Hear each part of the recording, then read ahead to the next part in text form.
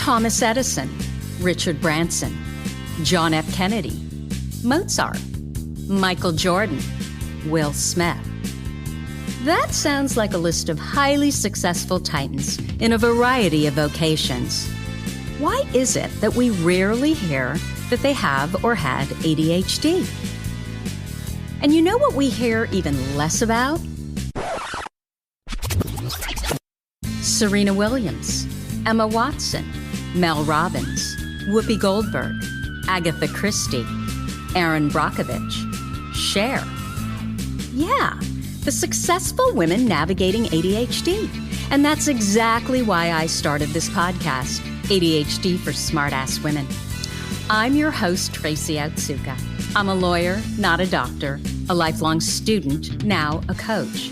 I'm also the creator of Your ADHD Brain is A-OK, a system that helps people like you figure out what they should do with their life. And we're here today to talk ADHD, your strengths, your symptoms, your workarounds, and how you proudly stand out instead of trying to fit in. I credit my ADHD for some of my greatest gifts. And you know what? I spy a happier life for you too. So without further ado, a shiny new episode is starting now. Hello, I am Tracy Otsuka, and I wanted to welcome you to episode 99 of ADHD for Smartass Women. I know that our podcast is for ADHD women, but a huge percentage of our women have kids, also with ADHD. Go figure, since it's about as heritable as height, right? So I've always felt personally that my teenage son with ADHD, he's now 18, has been my greatest teacher. So even if you don't have kids, I know you will get something out of this episode. So I'd like to introduce you to Julia Clements. For the past 23 years, Julia has been an executive function coach for teens. She's also a math tutor with a strong affinity for teens with ADHD. She attended the Johnston Center for Integrative Studies at the University of Redlands and believes that this is where she developed her love of the individualized and creative learning process. Welcome, Julia. Hello. I'm happy to be here. So happy to have you here. So did I get all of that right? That is correct. Thank you. Perfect. But we also missed that I too have ADHD. Oh, I know that. We're going to talk all about that. I don't know if you know our rules, but our rules are women, unless it's a really special guy, like I did have my son on, and they have to have ADHD. Well, and perfect. I'm in the right place. Yeah. So I just really believe if you're going to talk to an expert in anything, they need to actually have real lived experience in whatever they're an expert in. So excellent. So I honestly couldn't tell you how we met or how we ended up right here today. I was just your Facebook page. Was it? Okay. Yes. I just know that once we started talking, I was attracted to how you do what you do. And I remember thinking that I wish you were around when I was looking for an executive function coach for my son. I get the sense that figuring out teens' learning codes, that's really a challenge for you. I know. It's my love. Yeah. And I love, like, when you speak, I sound like a Valley girl. When you speak, it's so apparent how much you love teenagers. They are my people. I prefer teens over adults. Yeah. I can completely relate to that. And you know what's so interesting is when I was pregnant with my daughter, I probably have told this story before, but whatever. When I was pregnant with my daughter, I remember everybody saying, "Oh, congratulations." And then there was that that side eye roll that, "Oh my God, it's a girl," and just wait until she's a teenager and all of that crap. And I remember thinking, I don't think it has to be that way, Not at all. I ended up finding this book called Reviving Ophelia. And this was in the fabulous book. 98. Yeah. Fabulous book. What it talked about was how cultural this separation is in terms of, that teenagers have to turn into brats, especially girls. And that doesn't happen in many parts of the world. It's it's kind of unique to the United States. So I just made the concerted decision that I was not going to have that with my teenage daughter. And I'm telling you, she has been a joy. She's now 20. How old is she? 22. And she has been a joy from the very beginning. And I feel like it gets better and better. And I have never had those problems with her. But I think so much of it is communication too. Absolutely. Absolutely. My daughter is 17 and we get along fabulously. Yeah. And you said something to me. You said that you don't use shame at all, not with your students and not with your own child. No, that was my husband and I both had rather rough childhoods.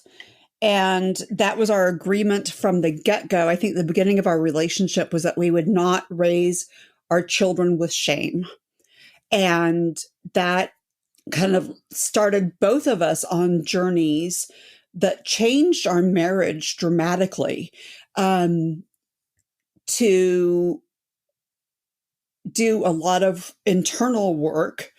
And then also I have been in therapy most of my daughter's childhood, doing internal work to be a better parent and not use shame, learn better methods of parenting. And at one point I graduated therapy. I've since have gone back, and my therapist sent me a note telling me that counseling me has been a great honor and that she has learned from me how to be a better parent. And it was just such an honor to get that note.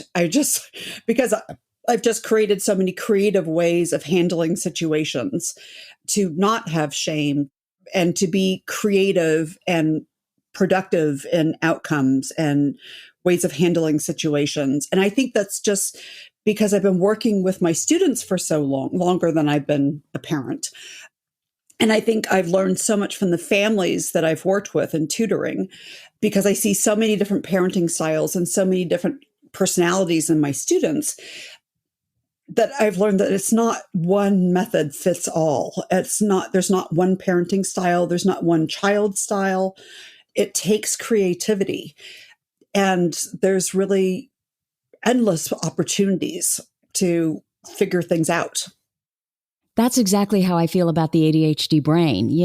They want to put us in this box, but the problem is that all of our interests are different. So how we handle what it is that we need to handle is usually different. And what works for you may not work for me. So it makes so much sense. And the other word that I heard you use a lot was you used the word fun. And I personally know how important positive emotion is. And so there was just something that connected me to you immediately and got me thinking, gosh, I wish she had been around when my son was 12. I wish I had been there too. I know. I would have loved to have worked with your family. Yeah. I also know that you're a huge proponent of Sarah Ward's executive function programs.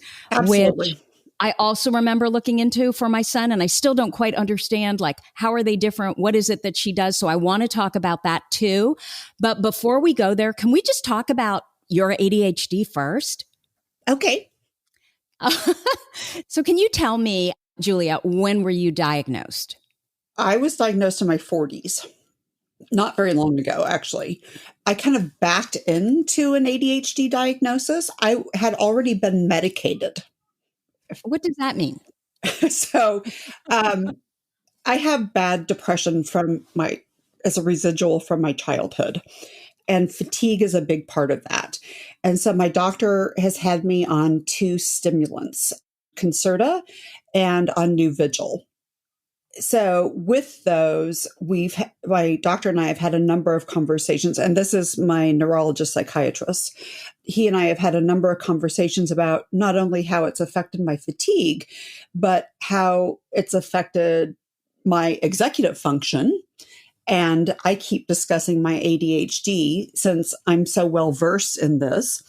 So I've been convincing him over the years that these are diagnoses that I have. And I finally brought in a questionnaire, an ADHD questionnaire, and gave it to him. And he's like, okay, fine, you have ADHD. And he like put it in my chart. So you have all along known you've had ADHD, like for how long? I think I suspected it as a child. It got confirmed while I was tutoring students who were diagnosed with ADHD because I had so many parallels with my students. And reflecting back to my childhood experience in school and reading about ADHD for my students so that I knew what I was dealing with and how to support them and give them supports and coping skills. I started realizing that even as early as preschool on the playground, I would get shamed for having boy energy. Oh, geez. And in elementary school, that I would have certain disruptive behaviors, that I had somatic behaviors, and I would always get shamed for wanting to go to the nurse's office because I wasn't feeling well when I was acting out things that were happening at home. So explain somatic behaviors. So somatic behaviors are that I was feeling illness in my body that was really psychological. Mm-hmm. And I was acting that out. And then there was one time when I was really feeling ill. I remember second grade, I always had an upset stomach and I needed to go to the nurse's office. And my teacher was like, you always say you have to go to the nurse's office. You're not going to go. And then I threw up all over my spelling book. And then, good for you. Right. And then she made me use that spelling book for the rest of the school year.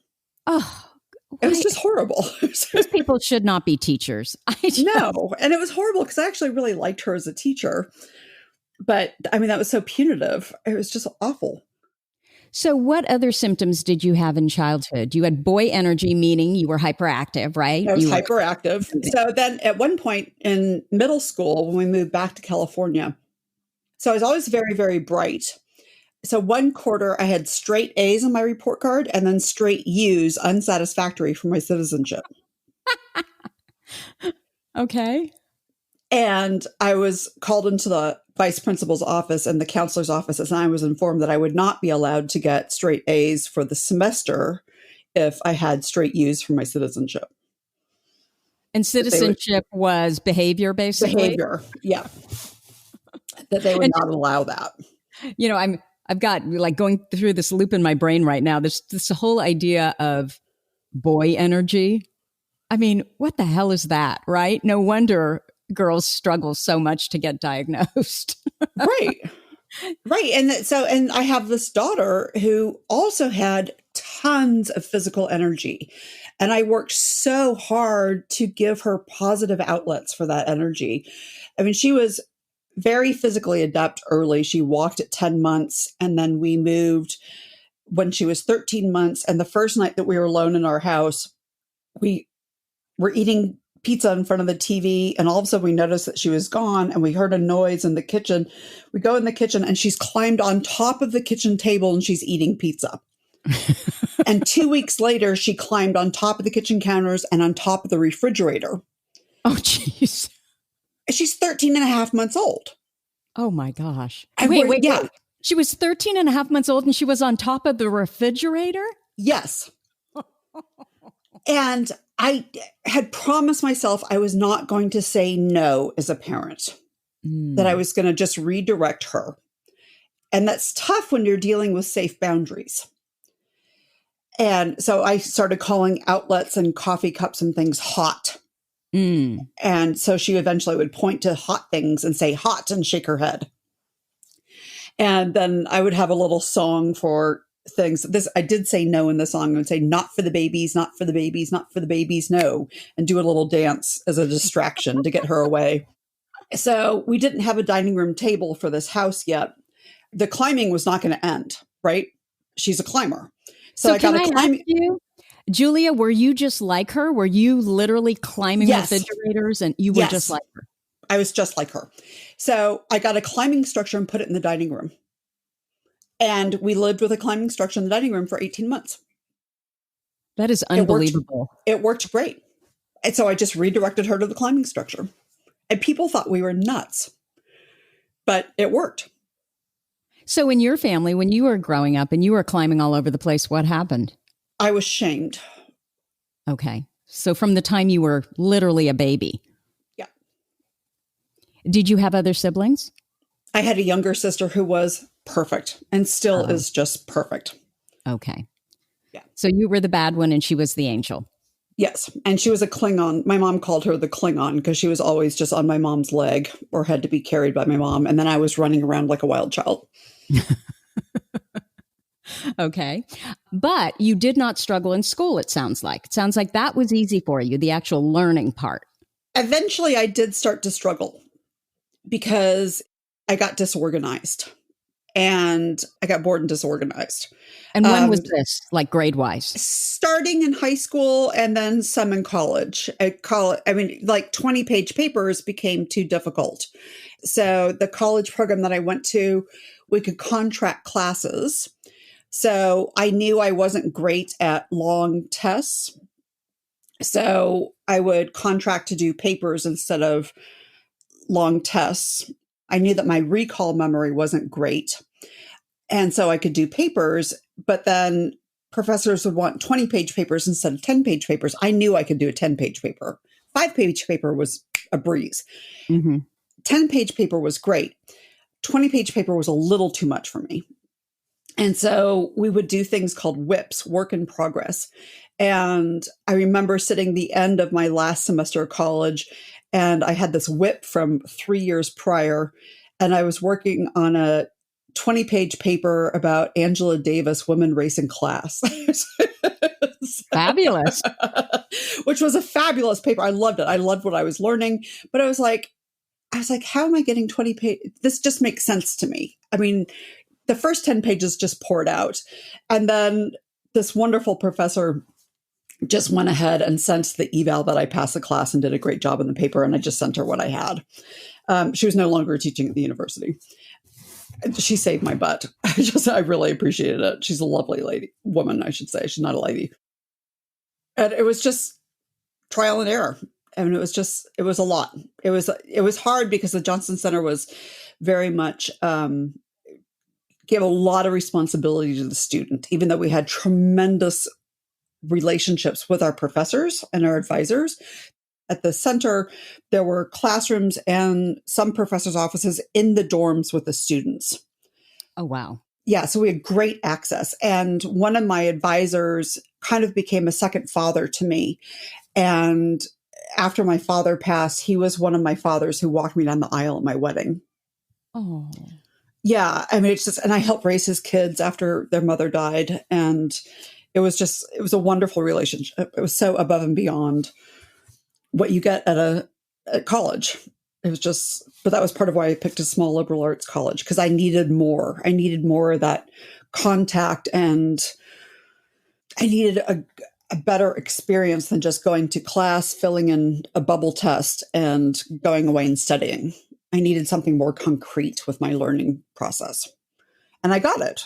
And then I've translated that into my tutoring business. So what happened between college and your tutoring business? Like, how did you end up getting to the point where you were studying executive function and then working with kids who had those challenges? How did that all end up or happen? So the tutoring business fell into my lap. This is kind of a funny story. So there is, I guess he's still tutoring, this existing tutor in my hometown who, when I was in high school, he was the favorite substitute teacher in the math department because he actually knew math. He was the tutor in town. He knew math and could get through the math lessons in the math department. And so the teachers all fought over him. And I loved going to his classes when he was substituting because he was also working in a psych ward at night. And he would reward the class for getting through the lessons by telling stories from the psych ward. Oh, jeez. And he was a great guy. Math was my favorite class in high school. And so I would actually cut other classes and go sit in on his math classes. So I would take 2-3 math classes a day just to hang out with Melnick. And I just love math, so I was there. So Melnick, of course, remembered me. And I came back home and occasionally would hang out at the local bar and would run into Melnick. And I had my first real job after college. And Melnick would be like, you are so great with kids and you're so great with math. You really should be a math tutor. I don't have anybody to refer my overload to. Come be a math tutor. I'm like, no, I've got my first real job with health benefits and retirement, and I'm busy with this. I'm being an adult now, and, I'm like 23, 24. And he's like, you should be a math tutor. So then my father died and I quit my job. I'm living with the man who's now my husband. And he's like, take 3 months off. Losing your father's a big deal. Take 3 months off, do whatever you want, and then figure out what direction you want to go in. So Melnick hears that I quit my job. He doesn't know why, but he calls me up and he goes, so I hear you quit your job. I said, yes, my father passed and I'm basically being the Martha Stewart of the Oakland Hills. I'm gardening and cooking and just kind of getting it together. And he goes, well, so you're going to be a math tutor. And I'm like, no, I'm taking 3 months off. And he goes, well, I already started giving out your name and number. So tough shit, you're going to be a math tutor. And so I decided, well, there's only 2.5 months left of the spring semester. So I might as well give it a try. I can't lose anything with this. So I tried it and I loved it. I loved the kids. I loved teaching the curriculum. I loved the families that I met. And I'm still close with some of the families from that first semester. I'm still in contact with like 3 of the 4, which I find amazing 23 years later. And I absolutely fell in love with it. So I went back in the fall, and within a year and a half, I had a full schedule 5 days a week, Monday through Thursday. And then I worked a 12-hour Sunday. So what I mean by a full schedule is I worked 1:30 to 9:30 or 10:30 at night straight. Wow. I had 50-minute sessions. I had 10 minutes to get to my next student. So Julia, had you always had a real interest in math? Has that always been super easy for you? Super easy because it's black and white. You get it right and you're done and you move on. Yeah, but there's so many steps and there's so many places to mess up along the way. But it's creative. There's multiple ways that you can get there. Oh my gosh, you're the first person who I've heard describe math as creative. I just love this. But I find it creative. But I only teach through pre-calculus. So what I say with math for teens is that I speak teen, is that I don't get into the heady math of college level. I'm not there. But for high school math, I'm there and I can speak teen and I can be super creative with it. I do mnemonics for kids who need to do mnemonics. I do kinesthetic math. So kids who have a hard time remembering the patterns, we do body movements to help them remember. And I've had to contact teachers by email or phone and explain that the kids are not cheating. It's just the way that they need to remember the math steps. So you actually look at the child and together you figure out what works for them to understand math. Exactly. How many tutors do that? I mean, teachers don't do that, right? They're basically given the book and they teach one way. And if you don't get it, you're kind of left behind. Right. Exactly. And that's really, for teachers who expect that exact method, it's really not fair. So for kids who don't understand that exact method, I teach them other methods, and then we back into the teacher's method for teachers who have to have their exact method, which I find shameful. Have you ever had a student that was really bad at math that you weren't able to help? No. Well, because you said something to me about... I've had students that I haven't been able to help because they utterly refuse to work with me. Okay. But you said something that led me to believe. So I have this belief that all ADHD brains are brilliant in something. And you said something comparable to that, but it was around math. And what I heard was that you believe that everyone can learn math. There is no such thing as I can't do it. Absolutely. Absolutely. Everybody can learn math. So I had one student early on, and she and I, at this point, she's in her mid-30s, and she and I are good friends now. And I go and play with her little kids, and when I visit her, and I adore her. She's a dear friend now. So when she was in high school, she was getting tested for learning differences because she could not learn math. But they couldn't really find anything. And so the student and her mom were starting to believe that she was just dense. And I was tutoring her best friend, and they were like, let Julia try and work with her. And we spent a couple of emotionally painful years, and she needed to have this emotional process going through learning math. It was like she needed to go through the Kubler-Ross stages of grief, of letting go of her old beliefs that she couldn't do math. Wow. And coming to believe that she could do math. I mean, she cried. And this was the student that I developed the kinesthetic learning for. We had like all these Saturday Night Live movements, like, the staying alive with the hand on the hip and the other hand going down to the left hip and up right in the sky. And that was the first student that I had to talk to the teachers about, that she wasn't cheating. She just needed these, and we had all these hand movements for her to remember the processes for math. And eventually she grew out of that. And eventually she got to being an A student in math. It took a while, but she got there. And it was really an emotional process. I mean, she would sob during sessions, and her mother was in disbelief that this was really going to happen. And it happened. I'm like, trust me, we're making progress. This is going to happen. And then she ended up having me tutor her other 3 kids. And every kid was different. And I loved those families where they had 3 or 4 kids, and every single kid was a different personality.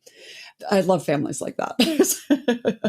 So, Julia, tell us, what exactly are executive functions? So through this math and learning, and especially working with kids with learning differences and ADHD, I started to understand executive function.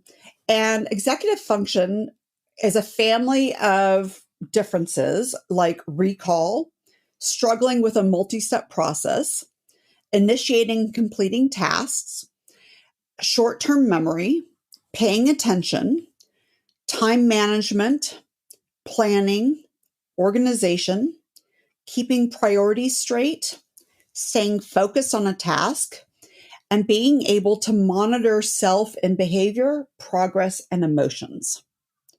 How much does that align with ADHD? Yeah, it totally does. And I would suspect that not every student struggles in all those areas, right? No, not every student struggles in all those areas. But those are all things that, like when we're in preschool, we get the tray of toys and play with the tray and put it back on the shelf, right? Mm-hmm. And they're teaching us executive function skills with that. So all of our education, they're teaching us executive function skills. When we get to high school, adolescence, the frontal lobe goes into chaos, right? It just gets all scrambled up. And so all of a sudden, our kids who have been reasonably organized, teens go haywire and they can't keep the rooms clean, right? I mean, it's a standard struggle between parents and teenagers to keep their rooms clean. And that's a standard executive function issue with a teenager. Now, the issue is, how large of an issue do they have with executive function? Can they keep their schoolwork organized? Can they keep their binder organized? Can they keep their backpack organized? Can they keep their desk organized? Are they capable of handing in their schoolwork? Can they get their homework from being completed into their binder to school and hand it in? So like my daughter struggles with executive function. She'll finish her work, but then she can't hand it in at school. That's exactly my son. Yeah. Yeah. And that's an executive function issue. So we've worked out accommodations with her at school. So now what teachers will do is I guess they have tasks. They've got all these great web-based things now that they're in remote learning. And so a teacher will ping her with reminding her to hand in her homework, because her homework will be done, but she didn't turn it in at the beginning of class. So now it's officially late, but she'll have an accommodation. So a teacher will ping her and she'll hand it in and she's fine. So she'll get through all the steps, but somehow the last one, it's like, oh, forgot that one. Exactly. She's gotten very good at getting her homework done and pre-planning the multi-steps for a big project. She's gotten great at doing all of that. The school provided her with a wonderful organization coach her first couple of years that she's gotten all of that mastered. And then we have an accommodation for turning in her work. There's actually someone called an organizational coach in high school? It's a private executive function coach that's in the town that her high school is in that the school contracts with. That's amazing. I mean, for we kids who have executive function issues. Okay. So I know that you're a huge proponent of Sarah Ward's program. Yes. What is it that she teaches that is so different than what else is out there?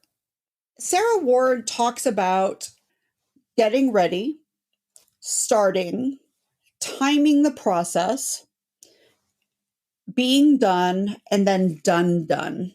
She has this 4 to 5, depending on the age of the student, this 4 to 5 step process of doing schoolwork. And then go could ahead. you actually walk us through it with an example, like for each of those sections? Yeah. So she'll work with a student and we have the workspace. So we make sure that the workspace is prepared. And so is that number one? Did you say that was number one, prepare or? Yes. So I'm going to do an example with a teenager because I work with teens. So we have the prepared workspace and we are gathering our supplies to work with. So we have our backpack and any, say, the calculator. And then I always give my students the special ruler to do their math work. So we gather all of our supplies. So we've got our backpack, which has our binder, our school book, paper, pencils. So we make sure we have all of our supplies ready. So we're getting prepared. So we lay them all out on our workspace. And then we make a plan as to how long our homework or our work is going to take. So we do a quick analysis of the types of problems that we're going to be working with and if the intensity of each of those problems, if they're going to take 4 minutes, 10 minutes, 15 minutes, and we make a timetable plan of how long this assignment is going to take. And depending on if the student is struggling with time management, we may use a time timer clock. Do you know what that is? I do, but explain it. So a time timer clock is a clock where you can set, it's like a timer that you move the red zone into the future and then the clock sweeps towards that goal. Right. So when the red part is gone, that means 15 minutes is up. Right. It's very useful for students who don't have a good time concept. So a lot of times people with ADHD and executive function skills will completely lose track of time and work will take too long to do. That's very, very common. And so a time timer helps them to develop an internal gauge of time. So sometimes with students, or what I will do is I will set the timer on my... Sorry, it went off. What? Didn't you hear it? It Oh, just is that your beeped. time timer? I was messing around with it and I thought I turned it up, but I didn't. So sometimes what I'll do with work is I just set the timer on my phone, or especially if I know I'm in a hyper-focus mode and I only want to give myself so much time to do a project and then move on to something else, I'll just set the timer on my phone. Or I have this like timer die that has 15, 30, 45, 60 minutes, has different times on different sides. And I just set it to that side and pop it down and it will set an alarm for that amount of time. That's my favorite one. The data cue. I will put like that that in one the a lot. show notes so people know what we're talking about. Oh, good. Thank you. Yeah, that's really useful, especially if I'm in hyper focus mode and I'm trying to get a lot done and not over focus on something. So calculate how much time our work should take, set a clock, and then do our work. And Can then I ask you, Yes. on the plan part where you're doing a quick analysis and you're looking at how long will it take, Why are you doing that? To help the student realize that it's going to end. Oh. And so it's important that they know it's going to end, but then also to give them a goal so that it doesn't go on forever. So especially with math, students who don't like math, they need to learn to use their time efficiently. Yeah. So I was just thinking, so is that because they start working and they just get lost? And so they're spending so much time in one area and then they're still not getting it right. So then they're missing out on all the other ones that maybe they could have gotten right. Correct. So I will often stop the timer when we're teaching and then turn the timer back on when they're just doing work. Got it. Okay. Because there's a difference in that work time, teaching time versus work time. And then when we're done, we have to get done. So we clean up, but then we have to pack the backpack back up, put all of our supplies away, and then we're done. And that done is because we tend to kind of blow through the last 5%. And so then we have all these little things hanging out there. Right. We got to put our homework back into the right pocket to hand it in. Oh. And we have to maybe check our calendar to see what else is going on. If there's any other loose ends we need to tie up, we need to have our backpack ready to go back to school. We need to clean up our desk, good habits, maybe prepare for other homework that we're going to do, but we need to be done. So we don't leave strings hanging loose to upset mom or dad or. Okay. So that's sort of what I understood about Sarah Ward's program, but I felt like I was missing something. Why is it so popular? Is there literally no one who has thought this process through as far as what these kind of students with executive function deficits need? There's nobody who teaches it with the exactness that Sarah does. So if you notice, Sarah has a partner, Kristen. Mm-hmm. And what I've noticed is with these seminars, the audience doesn't like Kristen's teaching as much as Sarah. Mm-hmm. I hate to say this. Sarah is the voice that they like to hear. Mm-hmm. So Sarah and Kristen both have full, robust schedules at their center in Massachusetts. They are both completely full and busy. They have a booming business. But as far as the speakership goes, and they developed the system together, their system encompasses every level of learning, preschool, elementary, middle school, and high school. And they do work with college students and adults too. But when they go on the speaking circuit, I don't know anybody else. I can't find anybody else who goes on the speaking circuit about how to work with students or how to create a classroom, work with students that implements executive function. Okay. Then this program with Sarah Ward and her partner. And cognitive connections. I can't find anybody else who does this as readily as she does. There's books about it, but there's nobody who really teaches about it. Mm-hmm. And you think she just makes it much more accessible? Yeah.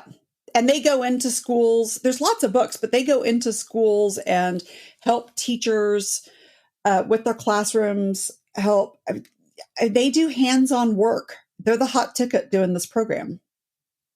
And I don't know anybody else. I mean, I've done a couple hours of research. I can't really find anybody else, at least on a speaking circuit, who does this. Makes sense. Because I know I personally did all kinds of research, hoping to find someone like this for my son. And that is exactly where I ended up with Sarah Ward. Yeah. But then I presented it to the school and they sort of rolled their eyes and never did anything with it. So that's really a shame. Yeah, it was a real shame, actually. So I would love to know from you just some ideas. If you have a child, a teenager, who is really struggling, it could be math, it could be any subject, what are some suggestions that you might have for parents to help? That's difficult. So to me, the easiest thing is to find another adult, to find a tutor or a coach, because it's really hard for the parent to work with their child. Even with my child, I don't really work with my child. You know what? Once I asked that question, I realized where you were going with it, and I completely agree with you. But I will give some things for parents to do, because it's really hard. I mean, it's knowing what I do with my students. It's just such a different relationship. There's kind of a level of safety that happens between the tutor or coach and the student that it's really hard to imagine between a parent and a child. Well, and the other thing, Julia, that I noticed is, if your child feels like you're nagging them, which right, they exactly. often feel that way no matter what you say, right? What ends up happening is you bring all of that negativity into the house. And I've always thought that I'd rather have them go out somewhere, figure it out for themselves, by themselves, with someone who's qualified. And then our time in the house is there's so much more positive emotion. Right. I mean, it comes back to that shame concept. You don't want to create anything that's going to feel like shame. Okay. That makes total sense. There are some things you can do in your home. Especially with COVID, right? And this especially with COVID. Yeah. So I try and provide a space for belongings. So there's a space where my daughter's backpack goes. There's a space where her keys go. She has a desk. She has Workspace. I make sure that she has all the tools that she needs to be successful at her work. And I check in with her ad nauseum about this every week, because I feel that that's my job as her parent, is to make sure that she has the tools to succeed. Yes, Mom, of course, I've got what I need. But every once in a while, she'll surprise me. Oh, I need such and such. So it's good that I check in, because especially kids with ADHD and executive function forget that they have needs. So, because examples of parents as adults with executive function and ADHD will forget to eat and will forget to meal plan. So one thing is to offer them food, make sure that they have a snack when they get home or finish school, make sure they have their meals while they're in school. So keep that kind of a schedule with them during remote schooling is really huge. Make sure they have their go ahead. So you're saying, which makes so much sense to me, whatever you can do to provide as much structure and stability. Stability and structure. Okay. Is huge. And then one thing that I do for my daughter is, so we've been really fortunate, and because we're all ADHD and we're really bad at keeping a cluttered home. Uh-huh. So we've been very fortunate that our housekeeper has still been coming every week. So, and then I have a bad back, so I have a helper that comes to help me out 2 to 3 days a week with laundry and things that I can't do.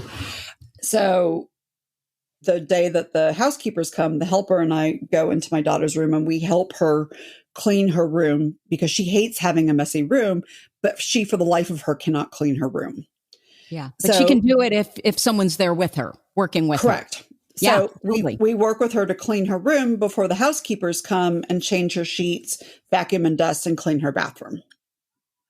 And she's so grateful to have that help to have a clean room, because she really wants to have a clean room, but she's got that teenage frontal lobe scramble and can't do it for the life of her. Mm-hmm. Mm-hmm. So there's times she will ask me, can you help me straightening my room? Because I've got too much work to do, and this messy room is a distraction. So I ask her 2 to 3 times a week if there's anything I can do to help her, whatever it may be. So she may ask for more fruit in the house, or she may ask for help cleaning her room. One time she surprised me and asked me if we could go plant shopping, because she wanted to have green things in her room. So that kind of stuff really, really helps. She will ask me for reminders to help get her out the door for certain appointments, which is hard for me because I'm not that great at, I mean, I have to set alarms for myself to remember appointments.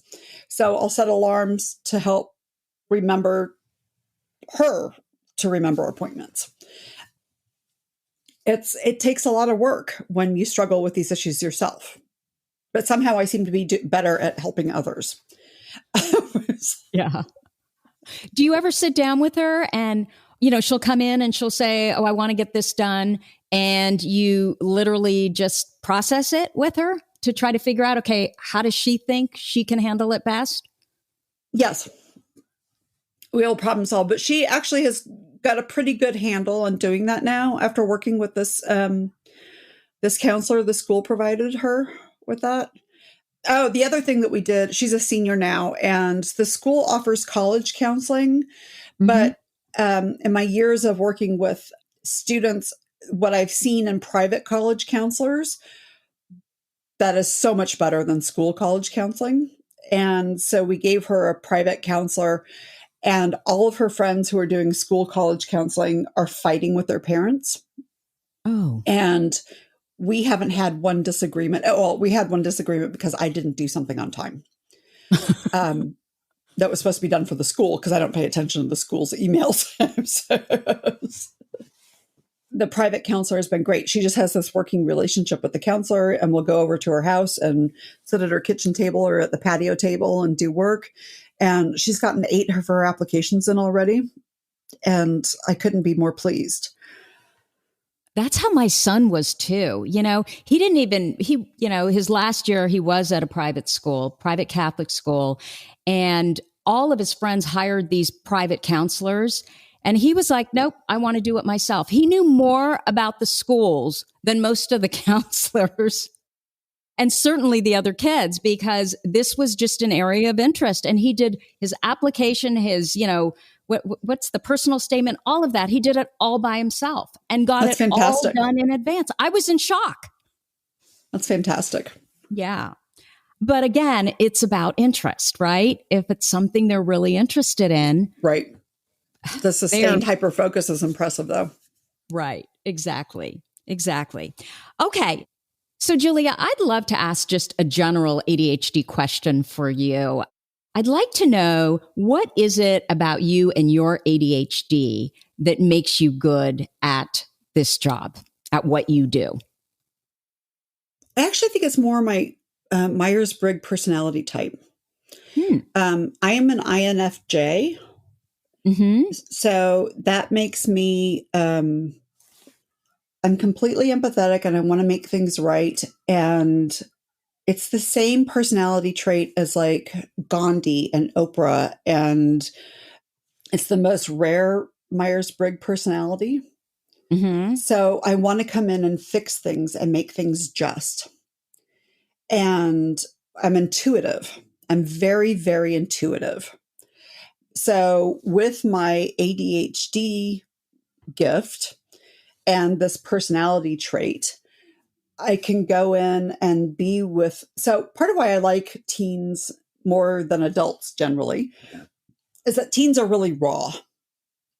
They're very genuine. A lot of adults have agendas, and teens are pretty upfront and straightforward. And I love that raw, natural energy and that honesty.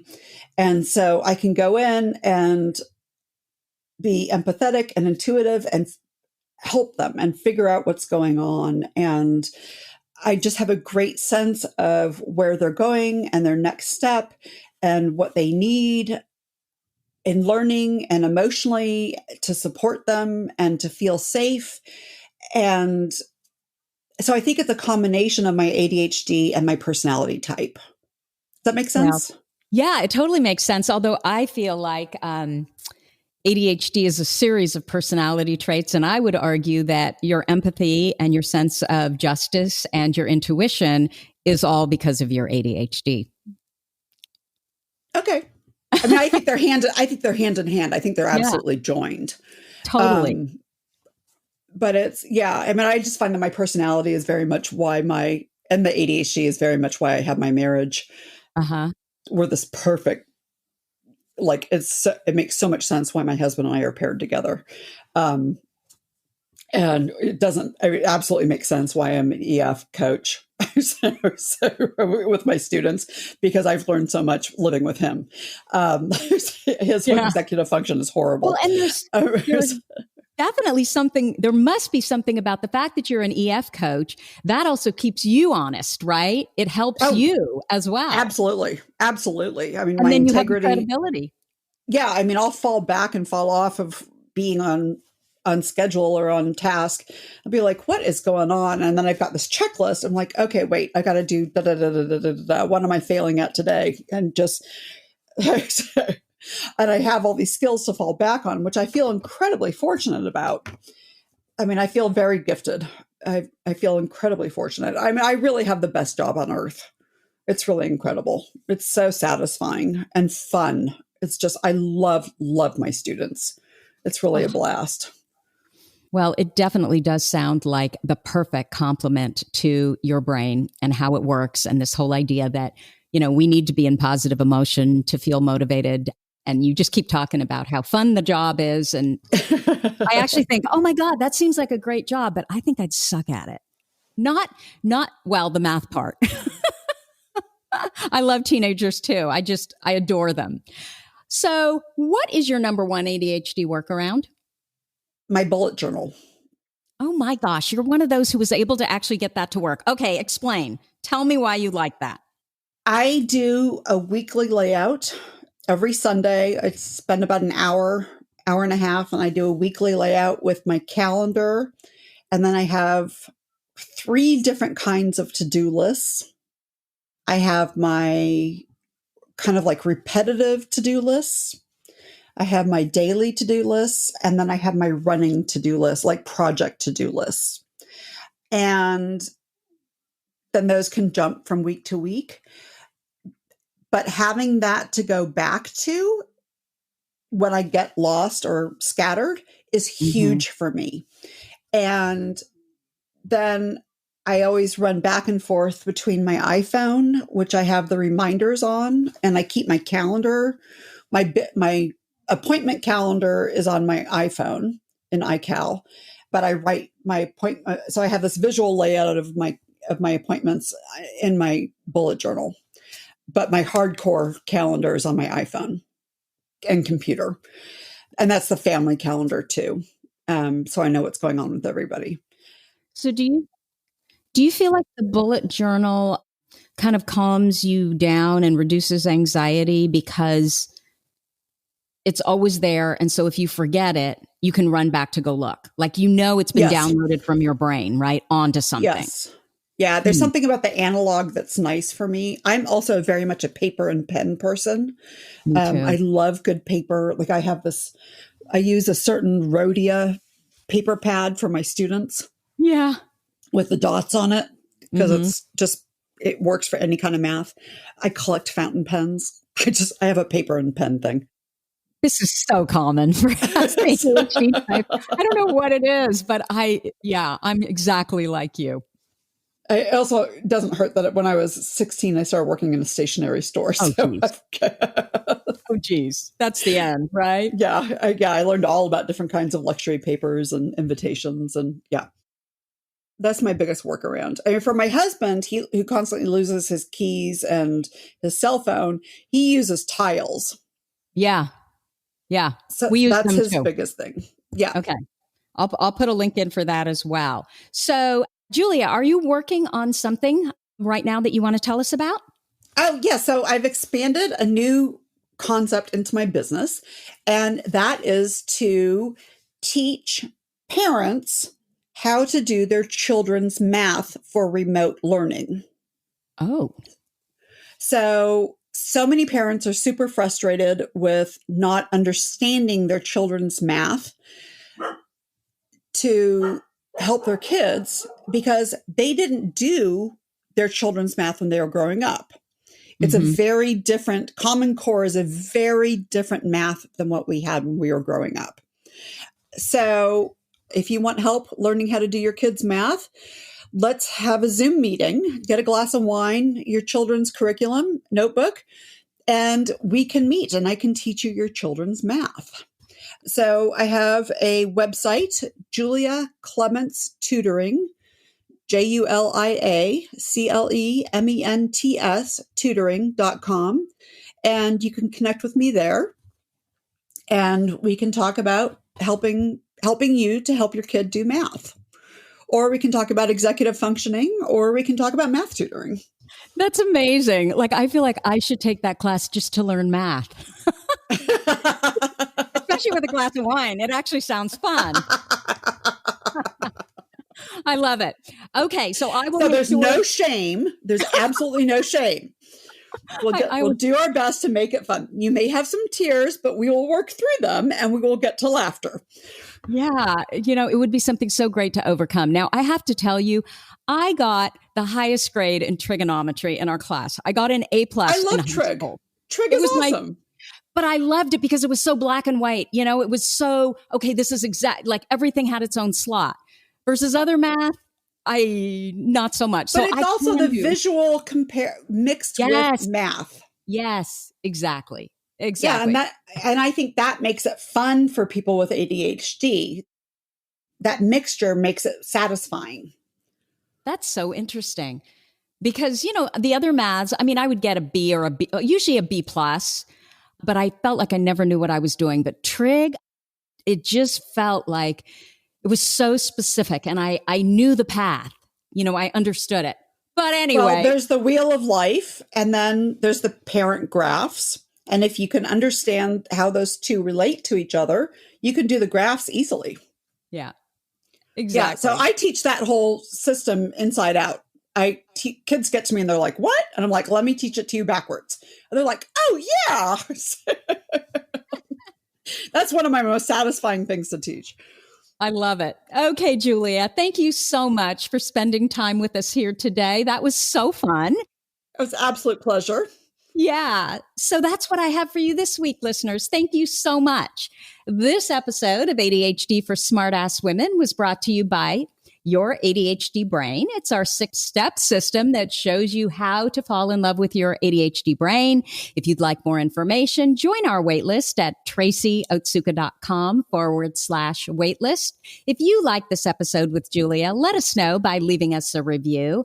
Our goal is to change the conversation around ADHD, helping as many women as we possibly can learn how their ADHD brains work, so that they too may discover their amazing strengths. And guess what? Your reviews really help in that regard. One more thing, if you have a comment, a guest you'd like me to interview, or a topic idea for this podcast, you can go to my website at tracyotsuka.com and leave me an audio message or reach out to me at tracy@tracyotsuka.com. Thank you so much for listening, and I'll see you here next week. You've been listening to the ADHD for Smartass Women podcast. I'm your host, Tracy Otsuka, and we're available on iTunes, Stitcher, Spotify, and Google Podcasts. Not coincidentally, ADHD for Smartass Women, it's also the name of our free Facebook group. We're a totally smartass community of successful, ambitious women who share our ADHD wins, questions, and workarounds. Join us at tracyotsuka.com, where you can also find more information on our Your ADHD Brain is A-OK system. I spy a happier life for us, and I'll see you again next week.